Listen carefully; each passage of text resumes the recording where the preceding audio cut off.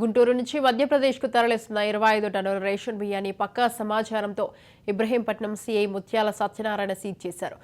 పేదవడ్లపూడి నరసింహారావుకు సంబంధించిన rice mill నుంచి అక్రమ రేషన్ బియ్యాన్ని తరలిస్తున్నారు. ఈ క్రమంలోనే ముందస్తు సమాచారంతో రింగ్ సెంటర్ వద్ద 25 టన్నుల రేషన్ బియ్యాన్ని పట్టుబట్టారు. అనంతరం బియ్యం తరలిస్తున్న ముఠాను అదుపులోకి తీసుకున్నారు.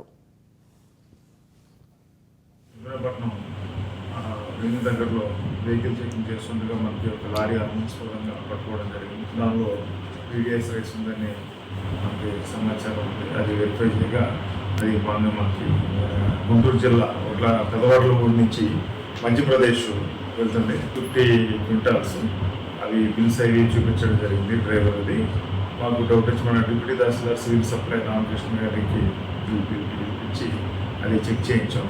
అవి పీడిఎస్ రైస్ లాగా ఉన్నాయని చెప్పి తెలియజేయడం జరిగింది. దాని మీద డ్రైవర్ని అదుపులోకి తీసుకుని లారీని ఆ పీడిఎస్ రైస్ 250 క్వింటాల్స్ కూడా సీజ్ చేసి దాని మీద